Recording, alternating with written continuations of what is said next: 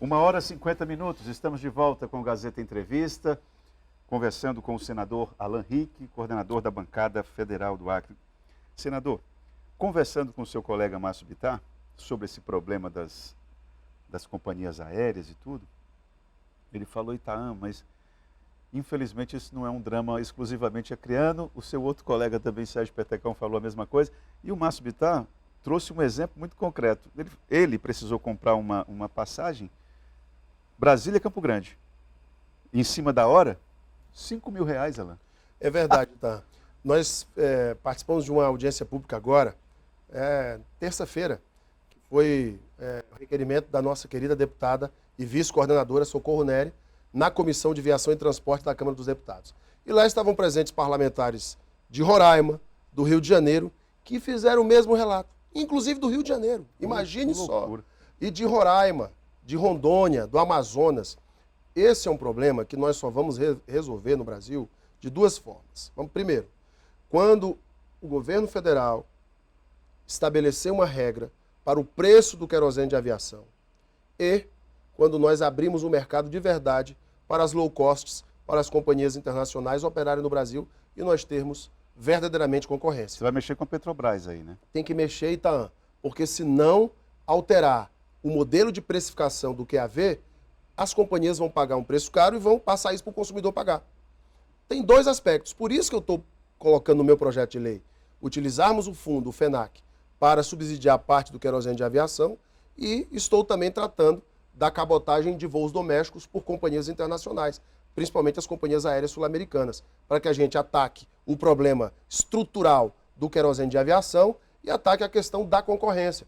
Eu acho que aí, por isso que eu pedi o apoio do ministro Celso Sabino do Turismo, quero aqui agradecer o Celso, recentemente nos ajudou a resolver um problema do Festival do Abacaxi, lá em Tarauacá, em um tempo inédito, recorde, nós conseguimos viabilizar aquele festival lá para o povo de Tarauacá.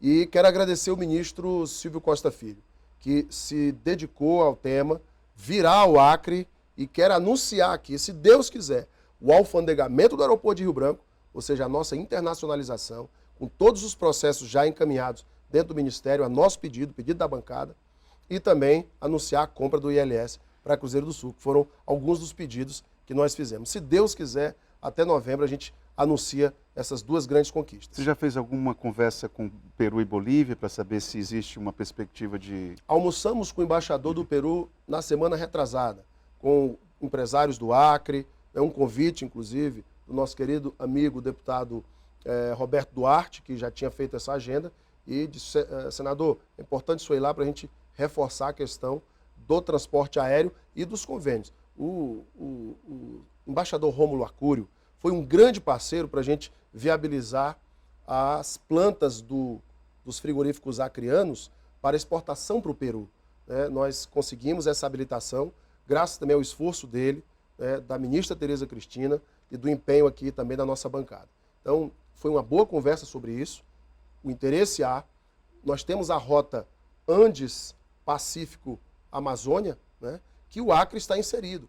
Nós estamos aqui num local estratégico. Então, Itaã, a força e a dedicação da gente não vão ser poucas.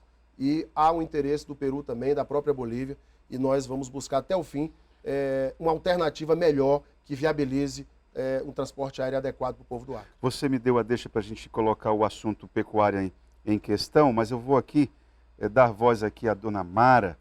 Ela diz o seguinte: moro em Cruzeiro do Sul.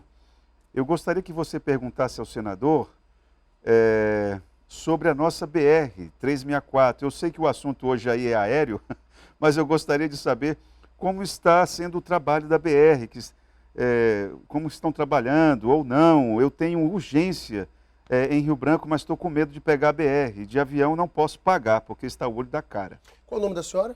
Mara. Dona Mara, olha, eu sempre faço o trajeto da BR. Realmente, ela estava intrafegável no início do ano. Nós levamos um vídeo, inclusive, que nós fizemos ao ministro dos Transportes, Renan Filho. A bancada inteira esteve lá. E nós pedimos não só o serviço de recapeamento, de tapa-buracos, o paliativo que todo ano tem que fazer o DENIT. Nós pedimos a reconstrução da estrada. O que nós podemos dizer é o seguinte: vários trechos ruins já foram recuperados, ainda não foram reconstruídos, que a reconstrução é a partir do ano que vem, que é isso que nós estamos nos debruçando, inclusive, com o DENIT e com o Ministério dos Transportes, mas a senhora já pode fazer esse trajeto Cruzeiro do Sul Rio Branco com mais segurança e numa estrada em melhor condições. Já se chegou a demorar 14, 16, 18 horas. Hoje é possível fazer com tranquilidade em 8 horas essa viagem, porque eu já fiz recentemente Rio Branco, Cruzeiro do Sul. Então, a senhora pode fazer. Há trechos ainda em obras que não estão bons, mas eu posso dizer assim que 70% da estrada já melhorou bastante. A Nívia Maria. Nesse segundo bloco eu sempre dou prioridade para o telespectador, Alain. A Nívia Maria está dizendo o seguinte: boa tarde, Itaã e senador Alan Rick. Gostaria de saber a opinião do líder da bancada sobre esse tratamento que o governo Lula tem dado ao Acre. Ele perdeu aqui e já mandou dinheiro para a BR, milhões para o PAC, mas o governo do Acre patina demais para executar obras públicas, né? Alain, o Lula tem sido bom para o Acre? Ela pergunta. Nívia Maria. Ô, Nívia, obrigado. A gente da bancada tem que cobrar o tempo todo do governo o seu empenho para ajudar o Acre, seja qualquer governo for. Foi assim no governo Bolsonaro e é assim no governo Lula. Nós estamos buscando esse apoio. E eu tenho que dizer, no período das enchentes, o governo, através do ministro Valdez Góes, da Integração e Desenvolvimento Regional, junto à Defesa Civil Nacional, atendeu todos os nossos pedidos e enviou recursos. O próprio ministro veio em loco verificar a situação do estado do Acre, sobrevoou o Rio Branco, enviou os recursos para os municípios mais atingidos e foi bastante célere nisso.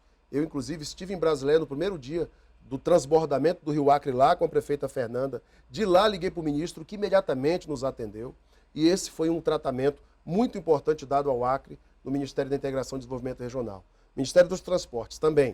O ministro Renan Filho nos atendeu com muito carinho e atendeu o pedido do Acre, que não era só o recurso para recapear a estrada, mas prover o recurso para a reconstrução dela. Então, pode ter certeza, Nívia, que qualquer governo que for, a bancada vai buscar o apoio, vai buscar os recursos e é obrigação do governo federal ajudar os municípios. Meu nome é Marco Aurélio Flores. Quero parabenizar o mestre Alan Rick, excelente trabalho. Uma questão. Aí ele fala, uma questão. Além da sua luta pela melhoria da saúde, como está a luta pelo programa Mais Médicos, da Lei 2.871 de 2013? Obrigado. Olha, o programa Mais Médicos é um dos mais exitosos que o Brasil já teve para levar o atendimento médico aos municípios mais pobres. Isso porque, Itaã, os prefeitos não têm condições, muitas vezes, de contratar o médico pagando um salário digno e o mantenha no município. Porque o que acontecia?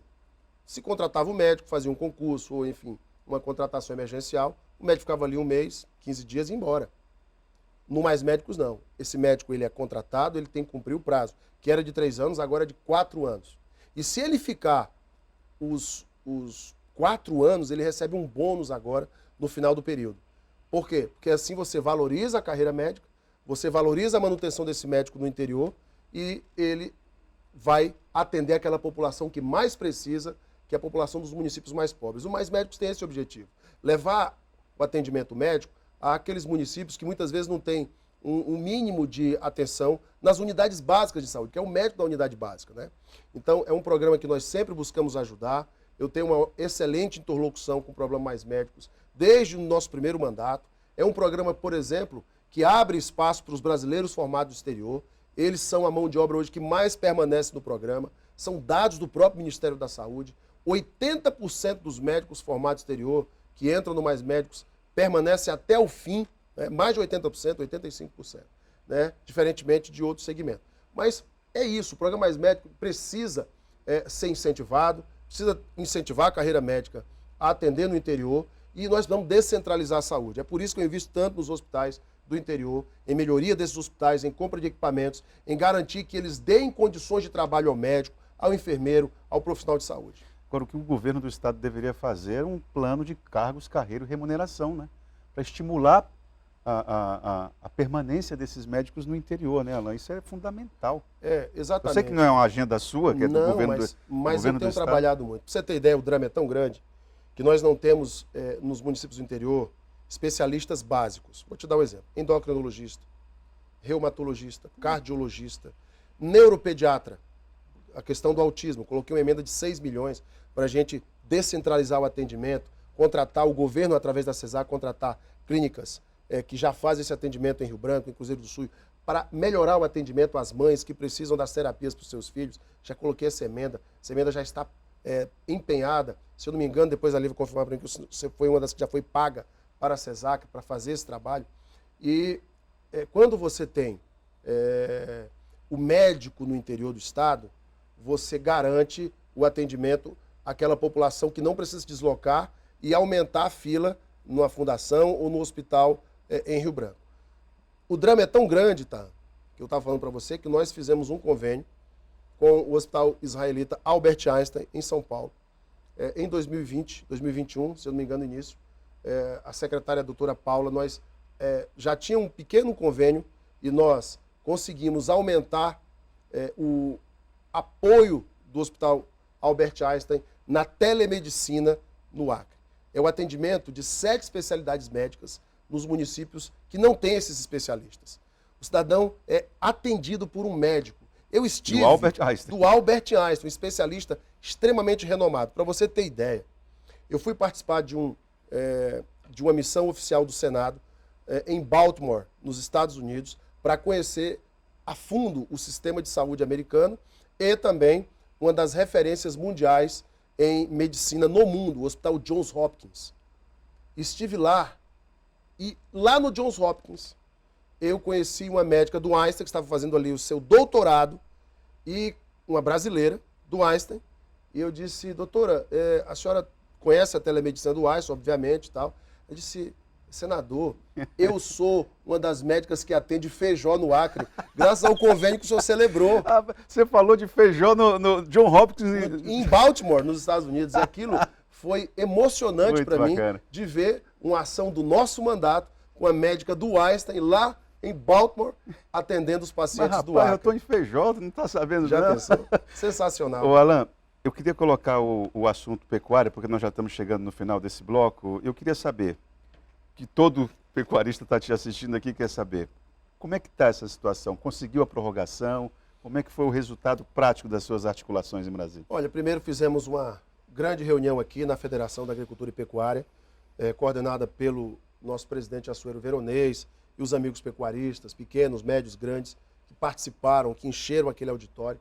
E lá nós já tínhamos convidado, inclusive, os gestores dos bancos locais que operam as linhas de crédito de fomento à pecuária e à produção de grãos, a nossa agricultura como um todo. Banco do Brasil, Base e Caixa, né? Caixa, Banco do Brasil, Sicob, Sicredi, certo. Esses bancos também operam as linhas de crédito da agricultura familiar, do Pronaf e também de outras linhas de crédito para a agricultura. Bem, o que nós pedimos ali? Que os bancos apresentassem alternativas de alargamento de prazo para pagamento dos financiamentos dos pecuaristas, dos produtores rurais e apresentassem linhas de crédito extraordinárias.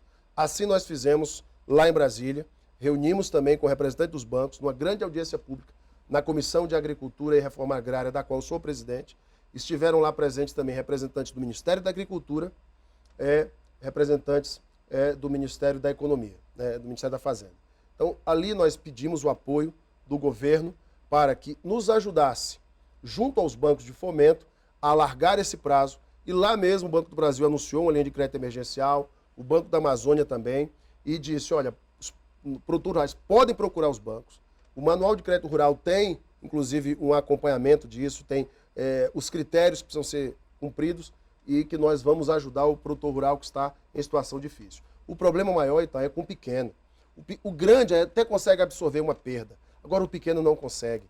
Aquele pequeno produtor que tem lá suas vaquinhas, seu gado, que vende esperando repor o seu investimento e que depois que comprou um bezerro a R$3.000, não consegue vender o boi gordo 2 anos depois, nem pelo preço que ele comprou o bezerro. Então, é uma situação muito dramática. Por isso que nós pedimos esse apoio. Já há linhas de crédito emergencial no mercado. Nós apresentamos um projeto de lei que já está tramitando no Congresso para que os pequenos produtores que tiveram perdas que eles não conseguem pagar, eles sejam anistiados, e aqueles que pegaram linhas de crédito e não estão em condições de pagar agora, eles possam escalonar esse pagamento em até 36 meses e ter uma linha de crédito emergencial para poder repor o seu gado e conseguir retomar os seus investimentos no próximo ano. Bom, você acha que na tua avaliação, esse episódio foi superado ou não? O gado, ele vive de ciclos. Sim. Tem o ciclo da alta, o ciclo da baixa. Antigamente, quando nós não tínhamos a tecnologia que temos hoje, esses ciclos eram a cada 7 anos, 6 anos. Hoje não. Esses ciclos são muito mais rápidos, né? Então nós tivemos em 2019, por exemplo, o preço da arroba muito baixo, muita gente comprou gado e vendeu em 2021 lá em cima, num preço bem mais alto, né? Agora está acontecendo a mesma coisa, só que é o inverso. Comprou muito caro em 2022, em abril de 2022 se bateu o topo do preço da arroba do boi. Foi quando ninguém comia carne. Caríssimo. E outra coisa que é bom a gente falar, mesmo com o preço do gado muito barato, esse valor não chega na mesa das pessoas. Porque os grandes conglomerados, os grandes oligopólios do Brasil não repassam, compram barato e continuam vendendo caro para o cidadão. A gente tem que acabar com isso. E eu falei isso com o ministro Fávaro. Preciso investigar, é preciso cobrar. Porque o cidadão, muitas vezes, o pequeno produtor, que também compra carne porque ele precisa alimentar a sua família, ele diz, poxa, eu estou vendendo meu gado barato, mas quando eu vou no supermercado, no açougue baixou, mas não no supermercado. O mercado continua muito caro porque são os grandes conglomerados, né? Então, são 3 frigoríficos grandes que tem no Brasil. Nós temos um oligopólio, então é importante a gente entrar e combater isso daí, viu, Ítalo? Alain, tempo acabou, tem várias perguntas aqui, eu diria dezenas de perguntas. Queria agradecer a tua vinda aqui no Gazeta Entrevista. Pode contar conosco para a gente esclarecer pontos importantes do teu mandato, que também fala por nome da bancada federal inteira. Tá, muito obrigado, fico muito feliz de poder conversar com você, conversar com os telespectadores do Gazeta Entrevista. Sempre um prazer estar aqui, que foi minha casa durante 18 anos. Tá certo, muito obrigado. Vamos para o intervalo e já voltamos com o Gazeta Entrevista.